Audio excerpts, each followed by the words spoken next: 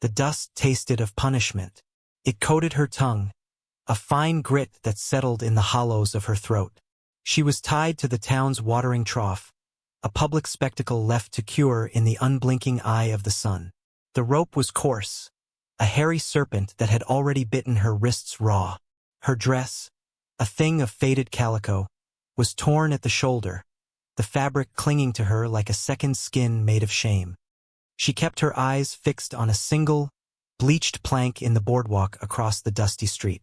To look at the faces was to invite them in, to let their judgment find purchase. There were whispers thin and sharp as horseflies. A woman in a starched bonnet pulled her child closer, her mouth a tight seam of disapproval. Men leaned against the general store's veranda, spitting tobacco juice that sizzled in the heat, their gazes sliding over her as if she were livestock. She had been his property. Jebediah's. He stood not 10 feet away, polishing a silver buckle on his belt, enjoying the theater of it. He had dragged her back here not out of love, but out of pride. A thing that runs must be taught its place. He had told the town she was simple, prone to fits. They believed him. It was easier than believing the truth that lived in the yellowing bruises on her arms.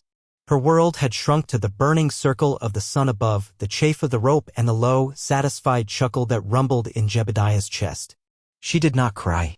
The tears had dried up weeks ago, leaving her eyes feeling like 2 scorched holes in her face.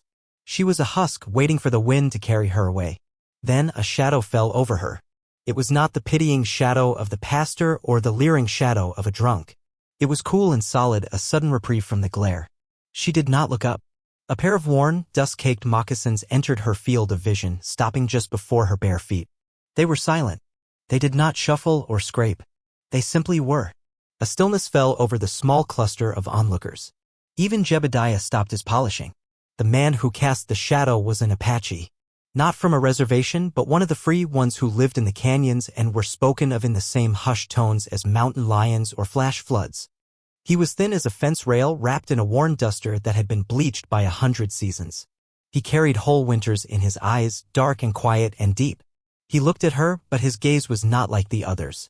It was an inventory of fact. The cracked lips, the sunburnt brow, the rope. He did not seem to see the woman, he saw the damage. His eyes then shifted, landing on Jebediah. Jebediah puffed out his chest. "She's mine." Took a notion to run. The Apache man said nothing. His silence was a physical thing, heavier than the heat. He reached into a small leather pouch at his belt and drew out $3 silver, their faces worn smooth with travel. He did not look at Jebediah again. He walked to the rain barrel by the corner of the livery and placed the coins on the lid.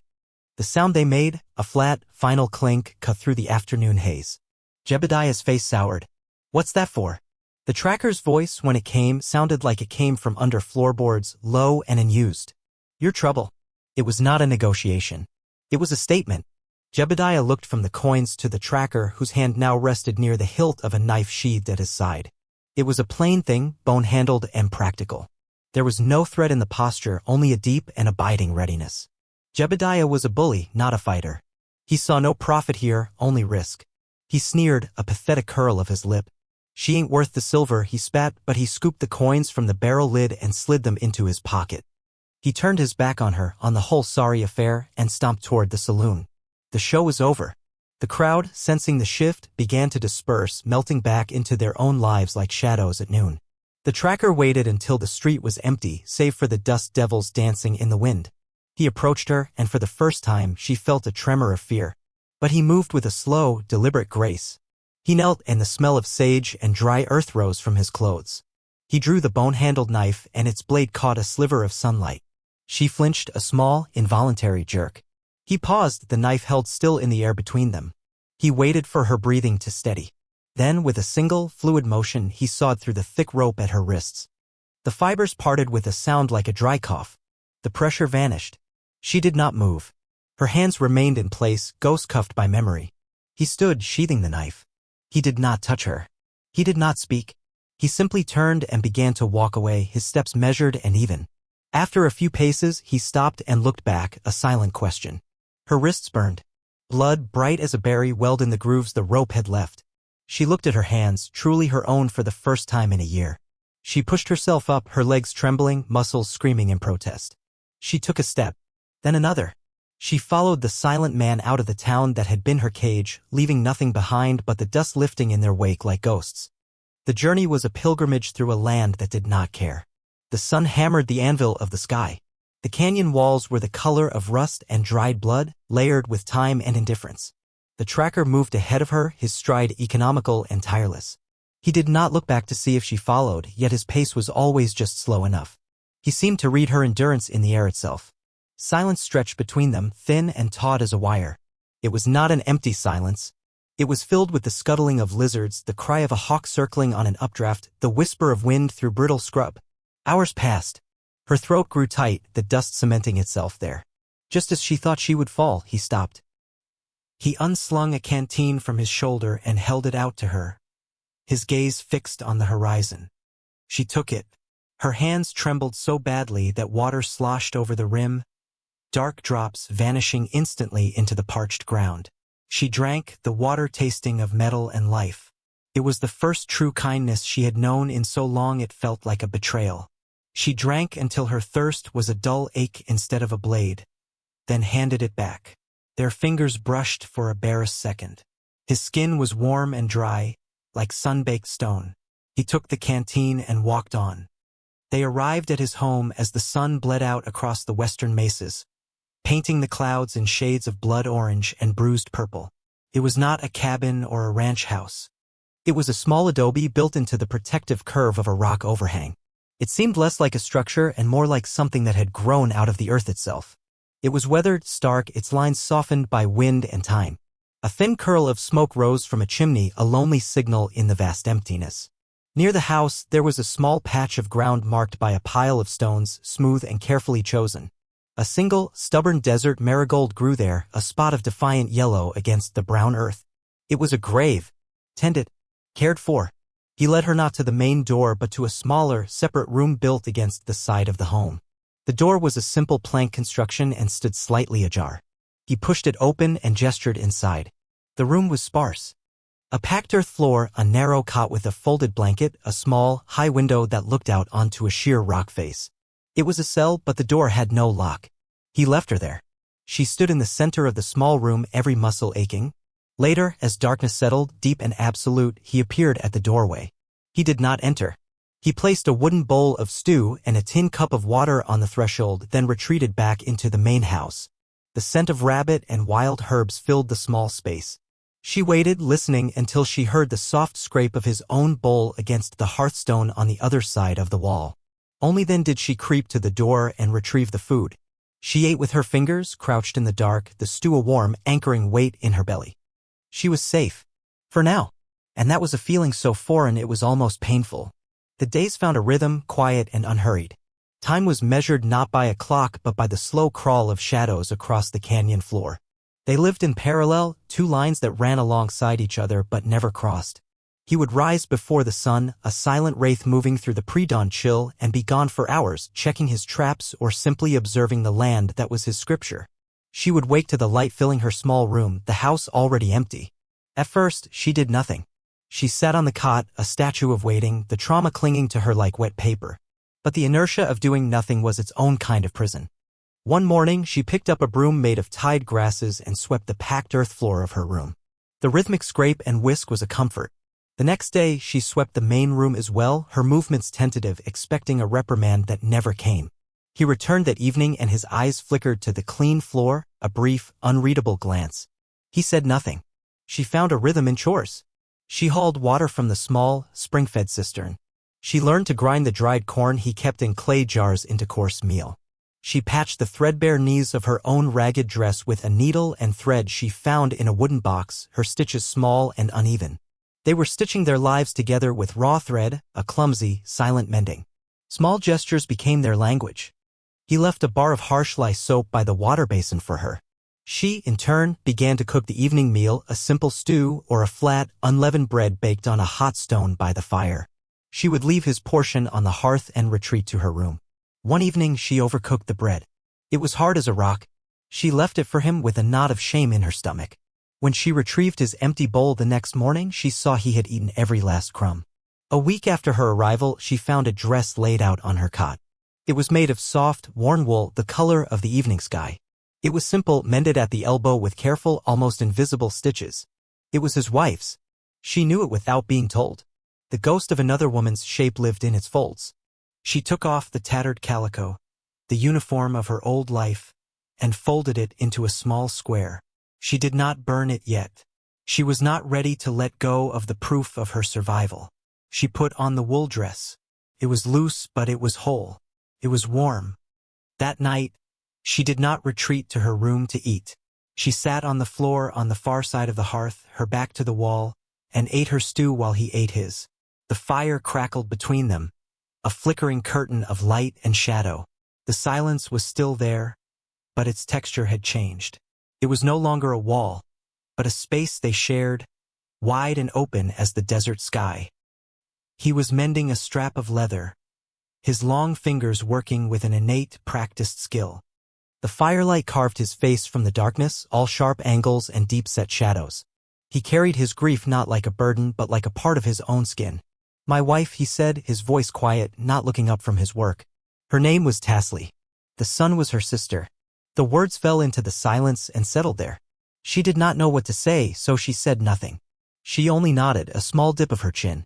He was giving her a piece of his story, a precious stone pulled from the deep well of his past.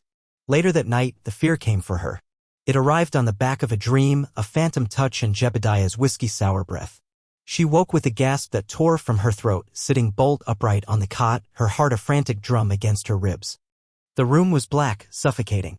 She scrambled for the door, convinced it was locked, that she was trapped again. Her hands fumbled against the rough wood, finding no latch, no bar. The door to the main house creaked open. He stood in the opening, a tall silhouette against the faint glow of the dying embers in the hearth. He did not speak. He did not move closer. He simply stood there, a guardian at the threshold, his presence a silent anchor in the swirling chaos of her panic. She could see the faint outline of the rifle he held loosely in one hand. Not as a threat to her, but as a promise against the things that hunted in the night. Her ragged breaths began to slow. The pounding in her chest subsided. She sank back onto the edge of the cot, her body trembling. He watched her for a long time until the last of the tremors faded. Then, as quietly as he had appeared, he turned and went back to his own side of the house, leaving the door between their rooms open just a crack. It was an unspoken contract. "You are not locked in. You are not alone." She lay back down, but she did not sleep. She watched the thin ribbon of firelight until it was replaced by the gray light of dawn, feeling the shape of a trust she had never known begin to form in the hollow spaces inside her. One afternoon, while weeding the small, stubborn patch of squash he cultivated, she found herself humming. It was a broken thing, a melody without words she hadn't realized she still remembered. The sound was thin in the vast quiet of the canyon, fragile as a bird's wing. The tracker was nearby, reseating a loose stone in the wall of the cistern. He stopped his work, his hands frozen over the rock. He did not turn, but she knew he was listening. He remained perfectly still until her humming trailed off into silence. Then, the rhythmic chink of his hammer against stone resumed. Later that week, she walked to the small grave with the marigold. She had seen him go there many times, to stand for a moment or to pull a stray weed. With hesitant fingers, she picked a sprig of purple sage and laid it beside the yellow flower. An offering, a thank you, an acknowledgement of the ghost that lived so gently in this house. When he returned at dusk, he walked past the grave, and his stride faltered for a half-step. He saw the sprig of sage. He looked toward the house where she was standing in the doorway, and for the first time he held her gaze for more than a second. In his dark eyes she saw not just winter, but a flicker of something else. Something like the first melt of a long-frozen spring. The day he defended her, it was not with a weapon, but with a word. 2 riders from a neighboring ranch had stopped for water, their faces hard and sun-cracked. They were the kind of men who saw the world in terms of what could be owned and what could be broken. One of them, a man with a drooping mustache and cruel eyes, let his gaze linger on her as she filled their canteens at the cistern. "That Jebediah," the man said, his voice loud enough for her to hear, "heard he lost his woman. Said she run off with some Apache." He spat a stream of tobacco near her feet. "Shoulda known better than to trust one of them." She froze, the canteen suddenly heavy in her hands. The familiar cold dread washed over her. Before she could retreat, the tracker stepped out of the house. He moved without a sound, planting himself between her and the men. He was not armed, save for the knife at his belt, but his presence seemed to take up all the air. "She has a name," he said. The words were level, quiet, but they carried the weight of stone. The man with the mustache laughed, a short, ugly bark. "Oh yeah? What's that?" The tracker's eyes were flat and hard as obsidian. "Not yours to know." The air crackled. The second rider, younger and more cautious, shifted uneasily in his saddle. He nudged his companion's arm. They had come for water, not for a fight with a man who looked like he was carved from the canyon itself. The mustached man held the tracker's gaze for another long moment, found nothing there to challenge, and looked away first. He snatched his canteen from the younger man and wheeled his horse around. "Let's go," he muttered. "Water's a little dry here anyway." They rode off, the dust of their departure hanging in the air. The tracker watched them until they were small figures in the distance. He turned back to her. She was still standing by the cistern, her knuckles white where she gripped the handle of the full canteen. "He didn't complain about mine," she said, her voice barely a whisper. A flicker of something moved at the corner of his mouth. It wasn't quite a smile, but it was close. "No," he said. He did not. That night, a question that had been sitting in her chest like a stone finally rose to her lips. They sat by the fire, the silence comfortable now, a shared blanket. "Why," she asked, her voice thin. "Why did you take me?" He stared into the flames for a long time, the firelight dancing in his dark eyes. He looked at the scarred leather he was braiding. "My wife," he began, his voice rough. "She was taken in a raid. Years ago. They did not bring her back." He fell silent, the grief in the room a living thing. "I saw you," he finally continued, his gaze still on the fire. "And I saw a debt that had not been paid. I could not bring her back. But I could cut your rope." She understood. It wasn't about her, not entirely. It was about him. About the ghost he lived with. It was about one small act of justice in a world that offered very little of it. And somehow that made the kindness bigger, purer. It wasn't charity. It was a balancing of scales, a mending of a tear in the fabric of his own world. And she, by accident, was the beneficiary. She was the thread he was using to stitch himself back together. She reached out and placed a piece of firewood on the embers, a silent promise to help keep the flame alive. The piece was a fragile thing, a skin of ice over deep water. They both knew it. The harbinger of its end arrived not as a rider, but as smoke on the wind. It was a smell that did not belong in the canyon, the greasy, acrid scent of a deliberately set fire. The tracker was on his feet in an instant, his body coiled like a spring. He moved to the edge of the rock overhang, his eyes scanning the northern ridge. A plume of gray smoke dirted the pristine blue sky, rising from the direction of the pass, the only easy way into their secluded valley. "He is coming," he said, and it was not a guess. The fire was not meant to burn them out. It was a signal. A boast. "I know where you are. I can reach you whenever I choose." The next day was spent in quiet preparation. He checked his rifle, cleaning the barrel and lining the cartridges up in a neat row. He sharpened his knife until the edge gleamed. He was not frantic or fearful, but methodical, his movements precise and economical. He was a man preparing for a storm he had long seen gathering on the horizon. She found she was not afraid. The terror that had been her constant companion for so long was gone, replaced by a cold, hard resolve. She would not be dragged back. She would not be tied to another post. This small adobe, this quiet man, this fragile life, it was hers. She had earned it. She baked bread, her hands steady as she kneaded the dough. She filled every available container with water from the cistern. She took the wool dress he had given her and, with her small needle, she reinforced the seams at the shoulders, making it stronger. She was fortifying her world. Jebediah arrived 2 days later, just after dawn. He did not come alone. He brought 2 men with him, hired guns with vacant eyes and the slump-shouldered posture of men paid by the day for their cruelty. They rode into the clearing in front of the adobe, their horses kicking up dust, violating the morning's peace. Jebediah sat tall in his saddle, a smug smile on his face. He had washed and put on his Sunday best as if he were coming to claim a prize at a fair. "Tracker," he called out, his voice slick with false confidence. "I've come for my property. The law is on my side. She's a runaway wife, indentured by her father. I have the papers." The tracker stepped out onto the small porch. He held his rifle, but it was pointed at the ground, held loosely in one hand. He looked small against the vastness of the canyon, but his stillness was immense. "There is no law here but the land's," he said, his voice calm and even. "And the land does not know your papers." "She belongs to me," Jebediah insisted, his voice rising, a vein throbbing in his temple. "I paid good silver for her contract." "You were paid for your trouble," the tracker corrected him. "The debt is settled. Turn your horses around." Jebediah's face contorted with rage. I'm not leaving without what's mine. He made to dismount, gesturing for his men to do the same. That was when the door creaked open further. She stepped out of the shadows of the house to stand beside the tracker. She was not cowering behind him. She stood at his shoulder, her spine straight, her chin up. She wore the dark wool dress, and in her hands she held a heavy, knotty piece of firewood, gripping it like a club. Jebediah's eyes widened in surprise, then narrowed in fury. Get back in the house, girl, he snarled. This doesn't concern you. For the first time in over a year, she spoke to him. Her voice was not the whimper he was used to. It was quiet, but it was solid as rock. No, she said. The word, simple and absolute, hung in the air. It was a sound of such profound defiance that it momentarily stunned him. He had come expecting to fight a lone Apache, to intimidate a broken woman.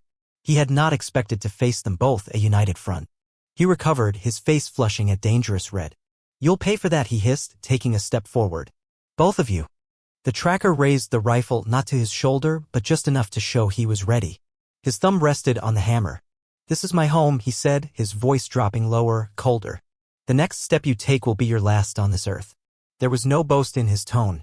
It was a simple statement of fact, as undeniable as the rising sun. The two hired guns exchanged a nervous glance. This was not what they had been paid for. They had been paid to intimidate a woman and a lone Indian, not to die in a forgotten canyon. Jebediah hesitated, caught between his wounded pride and his cowardice. He looked at the unyielding figure of the tracker. He looked at the woman, at the raw determination in her eyes and the way she held the firewood as if she knew how to use it. He saw that she was no longer his. She had never been his. She had only been his captive. With a strangled curse, he turned back to his horse. He was defeated, not by a bullet, but by a single word and the quiet strength of two people who had nothing left to lose and had found something to protect. This isn't over, he blustered, swinging himself into the saddle. But it was. The threat was empty, a final puff of smoke from an extinguished fire. He spurred his horse and he and his men rode away, their retreat a shameful scramble. She and the tracker stood on the porch, side by side, and watched them go. They watched until the dust settled and the only sound was the wind whispering through the canyon, reclaiming its silence. He slowly lowered the rifle. She let the piece of firewood fall from her hands. It landed on the packed earth with a soft thud. She looked at him and he looked at her. A tremor ran through her, the aftermath of the confrontation. I was scared, she admitted, her voice shaking slightly. I know, he said. He reached out, not to touch her, but to gently take the rifle from her side of the porch where he had leaned it and rest it back inside the house. His hand brushed her arm, a fleeting, warm contact. You did not run. The silence that fell between them now was different. It was not a space to be filled, but a bond that had been forged in fire. After the dust of their enemies had long vanished, they remained on the porch, two still figures against the immense landscape. The sun climbed higher, warming the wood beneath their feet. The house behind them no longer felt like his house. It felt like theirs. That night, the fire in the hearth seemed to burn brighter. He took the small, folded square of her old calico dress, the one she had kept tucked away, and he placed it in the flames. They watched together as the fabric blackened, curled, and turned to ash. The last remnant of her old life, of the woman who was owned, vanished into smoke.